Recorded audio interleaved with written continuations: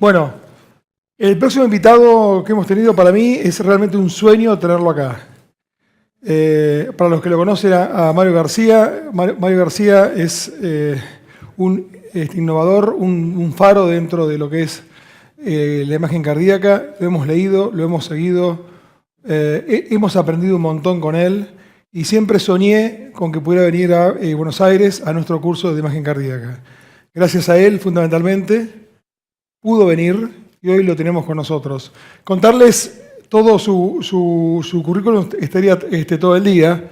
Solamente yo les voy a contar que fue doctorado en medicina de la Universidad Nacional Pedro Enrique Sureña de Santo Domingo, República Dominicana, que completó su formación de posgrado de medicina interna, cardiología y la imagen cardíaca en el Hospital General Massachusetts, Escuela de Medicina de Harvard y Cleveland Clinic. Y fue director de ecografía y director de imagen cardiovascular de la Cleveland Clinic del 2000 al 2006. Posteriormente, se unió ahora en su actual cargo como director de imagen cardíaca del Mount Sinai de Nueva York y es además profesor de medicina y radiología del Mount Sinai. Vamos a pasar entonces a la próxima. Ahora tampoco tengo el puntero, bueno, es un misterio. Bien, a la próxima diapositiva. No voy a contar los libros que escribió, los 160 o más artículos que escribió. Les voy a mostrar esto nada más.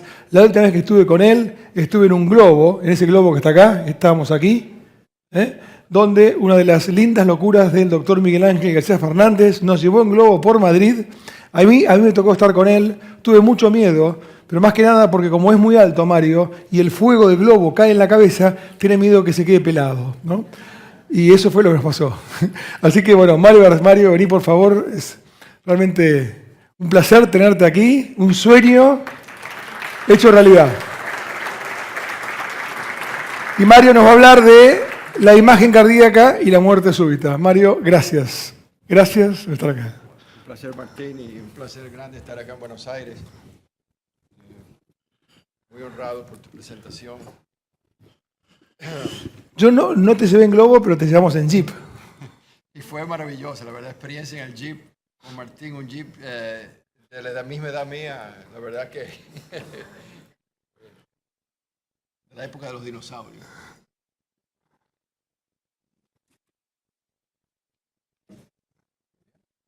Mario García es codirector del curso con Miguel Ángel, que hoy estamos haciendo homenaje en el 30º aniversario del curso de Madrid. ¿Listo? No.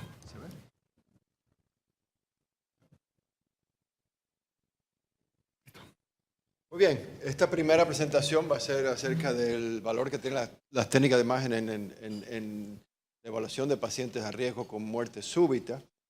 Este es un tema complejo que cambia mucho. No creo que funcione con esto, pero que cambia mucho, obviamente, año por año. Entonces, pues la he modificado poco a poco y probablemente si la vuelvo a presentar dentro de unos meses será distinta. Bueno, sabemos que hoy tenemos una terapia efectiva para prevenir la muerte súbita, que es el uso del desfibrilador, y cuando vemos uno de los últimos metaanálisis en cuanto a la ventaja que nos hace el desfibrilador, nos reduce la mortalidad un 25% en el paciente cardiópata. También sabemos que cuando ponemos un desfibrilador, el beneficio se empieza a observar por lo general al cabo de los primeros 3 meses de un evento cardiovascular, principalmente un evento isquémico, un infarto al miocardio. Entonces, por lo tanto, las guías hoy en día nos recomiendan que la implantación de un desfibrilador en un paciente isquémico se hace alrededor de los 3 meses después de un proceso de revascularización o al cabo de 40 días después de un evento isquémico donde no ha habido revascularización. Bueno, algunos han intentado determinar si vale la pena poner el desfibrilador inmediatamente después del evento isquémico, ¿no? ¿Por qué? Porque sabemos que el momento donde el miocardio está más susceptible a un evento arrítmico es el momento agudo, y según va estableciéndose la cicatriz después del infarto, el riesgo de una arritmia va decayendo. Muchos de nosotros tenemos pacientes que han esperado a los 30 días o a los 3 meses y se han quedado antes de la visita para la reevaluación de la función ventricular. Pero cuando vemos las datas, este es un estudio hecho en 674 pacientes con una fracción de eyección menor de un 35% después de un infarto, vemos que la mortalidad es igual, incluso un poquitito más alta, aunque no estadísticamente diferente, en pacientes que se le pone el desfibrilador profilácticamente comparado con un grupo control. Cuando vemos, esta es la mortalidad total, sin embargo, que se analiza la mortalidad por arritmia, sí podemos ver que hay una reducción significativa en la muerte súbita, a pesar de que la muerte en total no está afectada. Otro estudio, publicado en el 2009 en el New England, unos 1.898 pacientes con fracción de eyección menor de un 40% y una frecuencia cardíaca mayor al 90%, trataron de buscar un grupo más selecto, mayor riesgo, demostró lo mismo, que no hubo diferencia en la incidencia de mortalidad total en pacientes que se le puso el desfibrilador profilácticamente en comparación con el grupo control, pero de nuevo, cuando se analiza la incidencia de muerte súbita, se ve rápidamente que en los primeros meses ya hay una diferencia notable en la incidencia de eventos de muerte súbita en los pacientes que se les pone el desfibrilador. Entonces, ¿por qué reduce el desfibrilador la muerte súbita, pero no la muerte total? Bueno, tomemos en cuenta que estos estudios fueron publicados en 2004 y 2009 en poblaciones de pacientes que fueron tratados y entrados en el estudio probablemente una década anteriormente, y en ese periodo de allá para acá ha cambiado mucho la terapia farmacológica. Entonces, hoy en día sabemos que la incidencia de muerte por fallo cardíaco se ha reducido un 25, un 30% con el uso de la triple terapia, y probablemente si se volviera a repetir este estudio, es muy posible que se note ya esa diferencia en la mortalidad total a favor de la terapia con desfibrilador. Por lo cual nos deja la duda si el tener que esperar esos 40 días, esos 3 meses después de una revascularización, que es un proceso de angustia, es algo que podemos establecer de una manera mejor.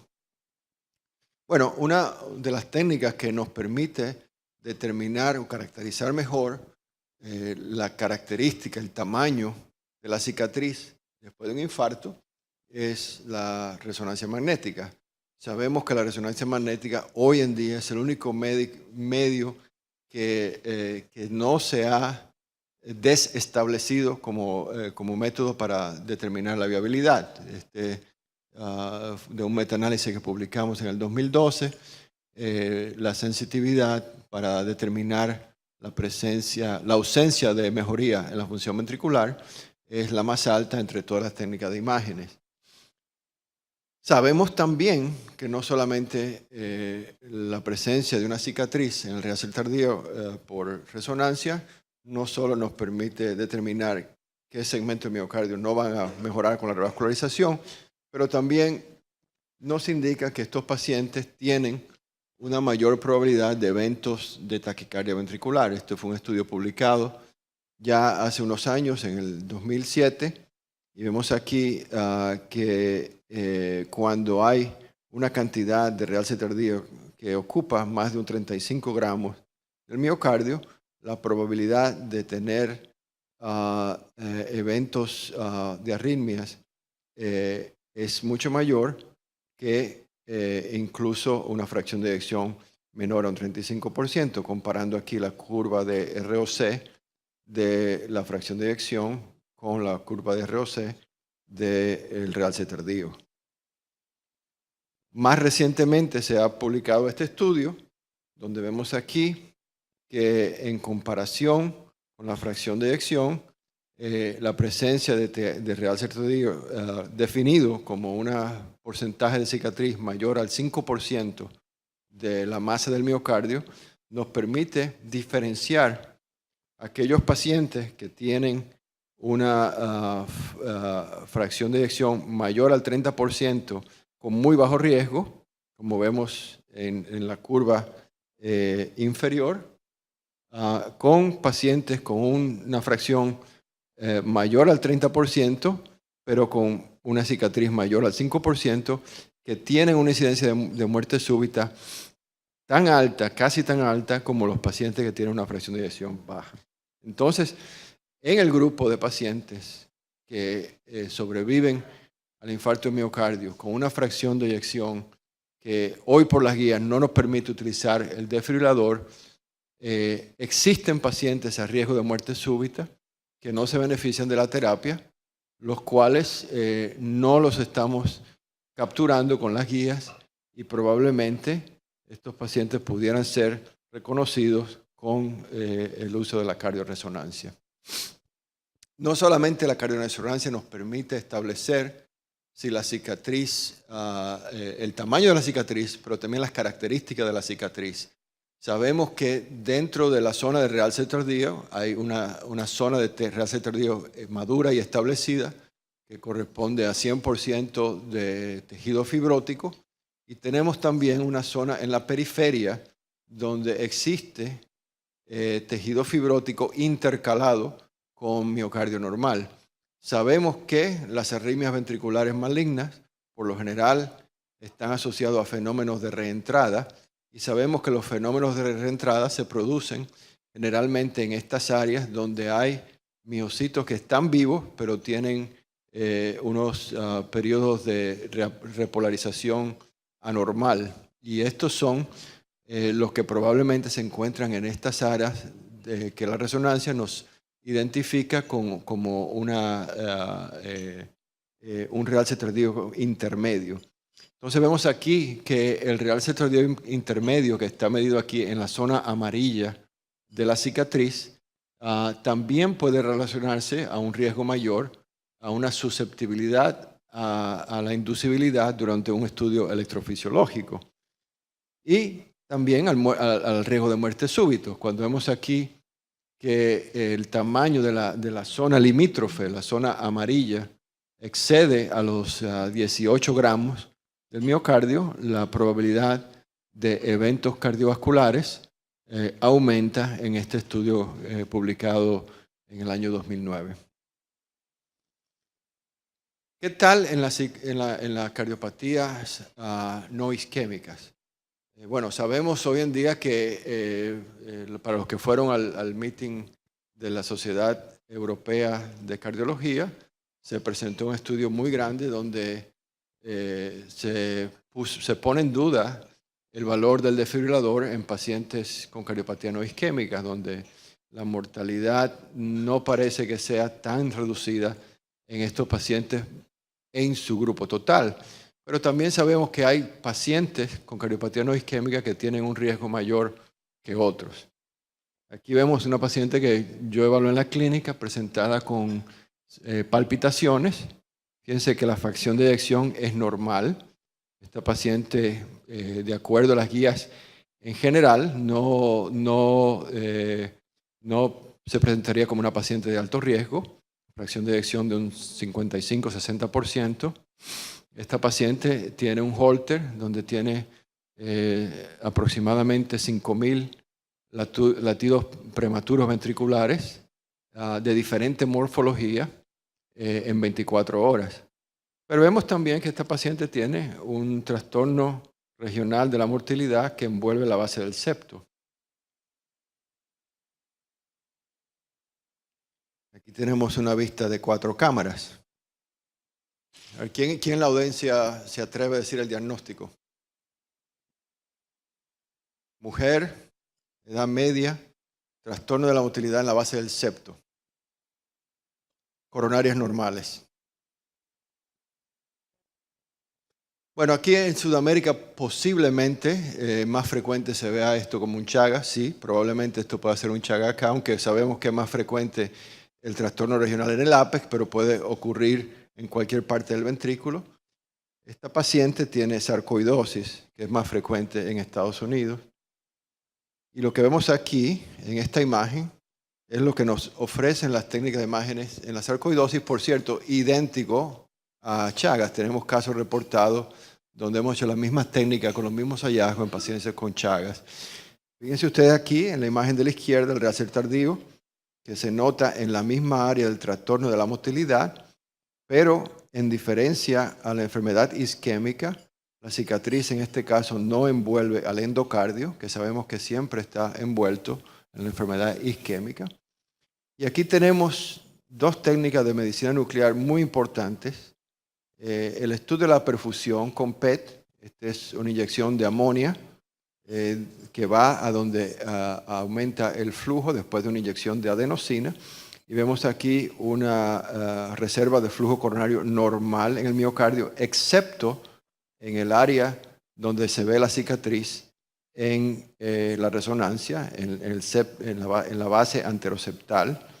Sin embargo, cuando hacemos una inyección de glucosa radiactivo, vemos que esa área del septo tiene hipercaptación, o sea que hay presencia de inflamación en el septo.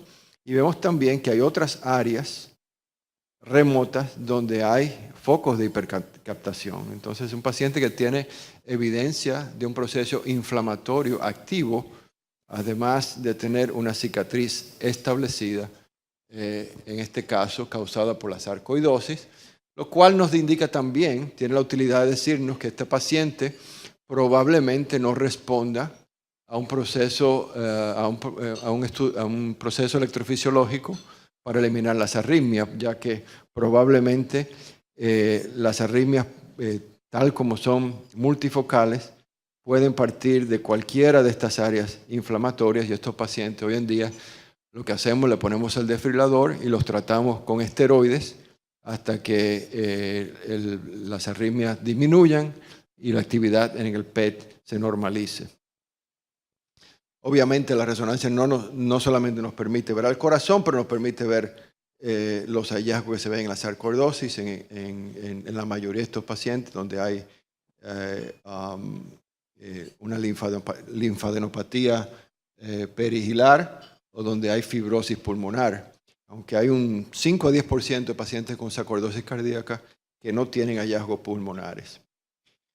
Bueno, en los pacientes con cardiopatía dilatada, este es un trabajo que acabamos de publicar el mes pasado en el Journal del American Journal of Cardiology, donde estudiamos a pacientes con cardiopatías dilatadas, un grupo de aproximadamente 100 pacientes consecutivos con una fracción de eyección entre un 30 a por debajo de un 45%. Y lo que vemos aquí es que cuando estos pacientes tienen ausencia de rehacer tardío, la probabilidad de muerte súbita o la probabilidad de admisión por fallo cardíaco es muy baja, menos de un 15%, en comparación con los pacientes que tienen presencia de realcer cardíaco. Entonces, el realcer cardíaco nos ofrece una información adicional a la fracción de eyección. Nosotros podemos utilizar el realcer tardío, sobre todo en los pacientes con cardiopatía no isquémica, para ayudar a guiar los procedimientos de ablación. En el paciente no isquémico, muy frecuentemente los focos de arritmia están localizados en el epicardio y el valor del carto no es tan grande como es en los pacientes con cardiopatía isquémica.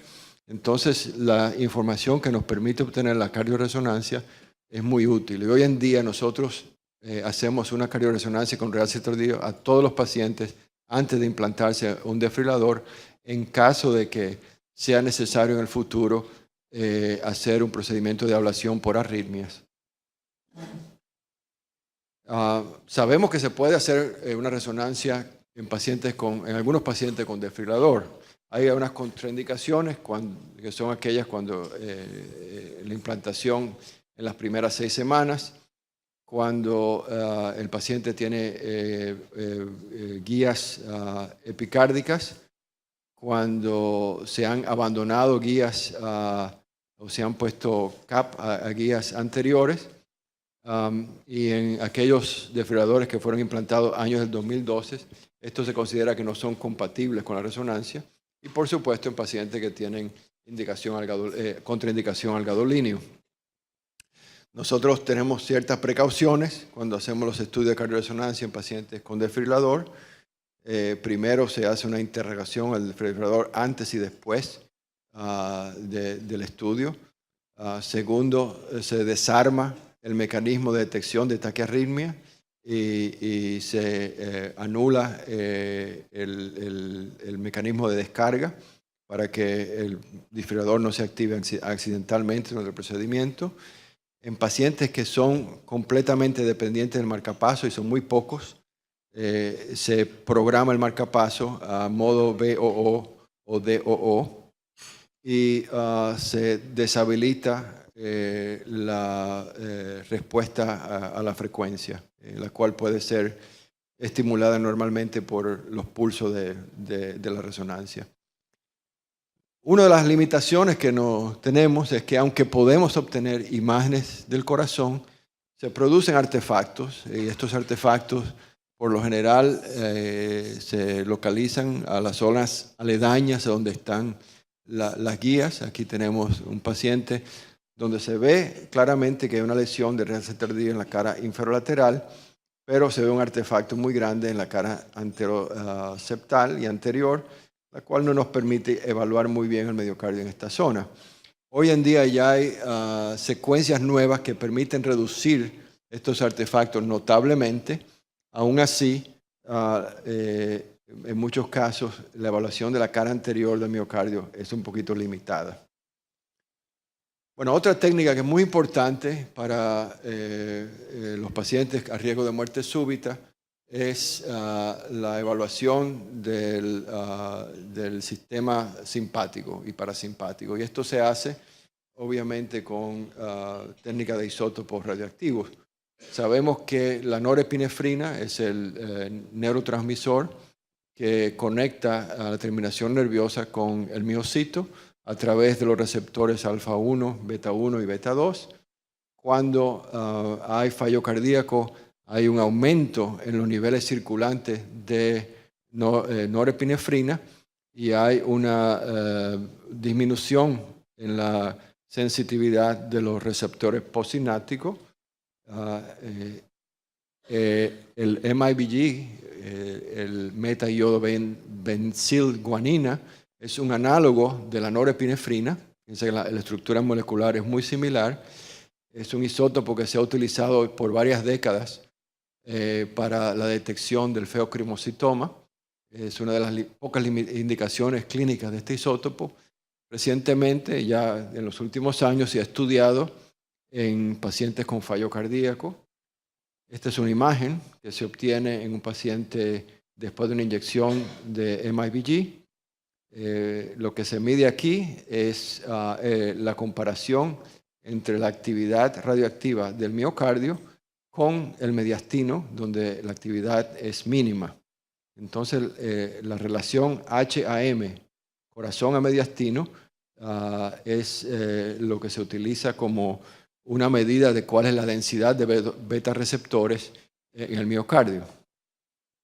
Cuando un paciente tiene un fallo cardíaco avanzado y hay niveles circulantes de norepinefrina muy altos y se bloquean los receptores o se disminuye la regulación de los beta receptores, la actividad cardíaca y la captación de MIBG se reduce notablemente y la relación HM se reduce. Vemos aquí pacientes con HM por debajo de 1,6, la cantidad de eventos cardiovasculares notablemente aumentada, el doble que en pacientes que tienen una relación HM menor a 1,6, y estos pacientes tienen un aumento en la muerte por fallo cardíaco, pero también un aumento en la incidencia de muerte súbita. Vamos a ver este caso aquí entonces para terminar. Este es un paciente de 55 años de edad diabético, masculino, que se presenta con dolor de pecho atípico. Este es el electrocardiograma. Vemos que es una presentación un poco tardía de un infarto anteroseptal. Vemos progresión disminuida de la onda R, inversión de la onda T. Este paciente se lleva a la sala de cateterismo. Este es el eco después de un procedimiento de revascularización. Ven ustedes aquí una fracción de eyección aproximadamente de un 45%, con un trastorno de la motilidad correspondiente a la descendente anterior media en el ápex y la cara anteroseptal. Este es el cateterismo antes del procedimiento de revascularización. Este paciente se le puso un stent. Y la pregunta es si este paciente con una fracción de eyección disminuida está a un riesgo alto o bajo de tener muerte súbita en los próximos 3 meses.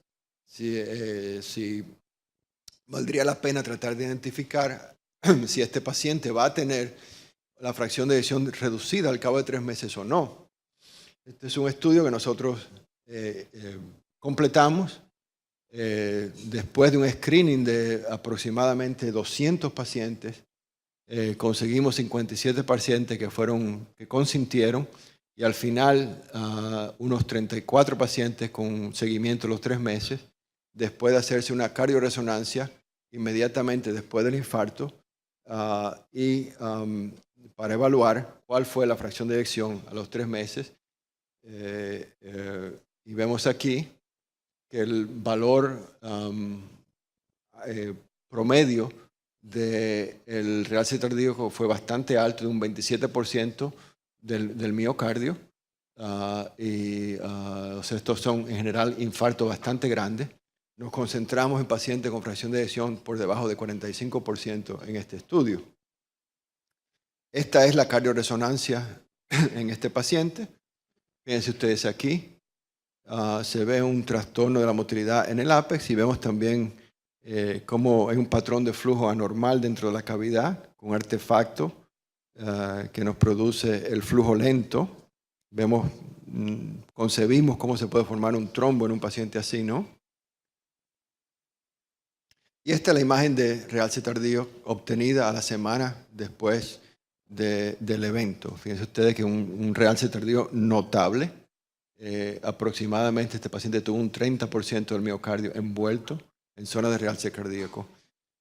¿Qué ustedes anticipan que va a ser la fracción de eyección de este paciente a los 3 meses? ¿Quién vota 55%, 60%, 40%, 30%, 20%? Okay, la mayoría están ahí por el 30%. Bueno, este es, de nuevo, una vista polar indicando dónde hay realce tardío. Fíjense que la zona de realce tardío es extensa, envuelve la cara basal, media, apical del septo, incluso el ápex anterior y lateral. Pues este es el eco antes y este es el eco a los 3 meses. Sorpresa, ¿no? Sorpresa, ¿no? Pues sí, ¿qué pasa cuando hacemos el realce tardío muy temprano? Pues el gadolinio va a áreas de edema, no solamente áreas de muerte celular. Entonces, si el tejido cardiovascular está edematizado, podemos sobreestimar el tamaño de la cicatriz. Lo que sí notamos es que este paciente, en el mismo estudio donde había un área de cicatriz amplia por gadolinio, hicimos un análisis de strain por resonancia, la misma técnica que se utiliza para el eco, y vemos a la derecha un mapa de strain. Hay hipoquinesia de la cara anteroseptal y el ápex, pero no hay aquinesia o disquinesia. Fíjese que los valores están todavía positivos, o sea que existe todavía contractilidad en esos tejidos. Y sí notamos en este estudio que cuando nosotros tomamos en cuenta el strain, el valor predictivo del strain es mucho mayor que el valor predictivo de la el realce tardío utilizado en el momento agudo después del infarto. Entonces, en resumen, la fracción de eyección es un indicador muy pobre. El único que tenemos, el único que utilizamos de acuerdo a las guías, pero es muy pobre para indicar el riesgo de muerte súbita. El riesgo de muerte súbita es mucho mayor en la cardiopatía isquémica que en la cardiopatía no isquémica, y el valor del desfibrilador en general es mucho mayor en pacientes con cardiopatía isquémica. La presencia de realce tardío está asociado a un aumento en el riesgo de muerte súbita en cualquiera de las dos, isquémica o no isquémica. Pero esto es solo cierto cuando evaluamos al paciente en un estadio crónico y estable, no después de un evento agudo.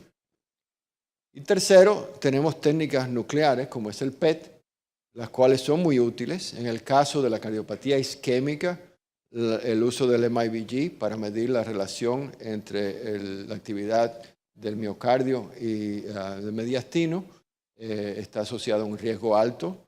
Probablemente, yo anticipo, de acuerdo a los resultados del estudio, que va a ser parte de las guías en un futuro. Y finalmente, en pacientes con cardiopatía no isquémica, en algunas de las cardiopatías específicas, como pueden ser el Chagas y la sarcoidosis, probablemente el PET sea muy útil también para determinar qué paciente se beneficie más de estas terapias. Muchas gracias.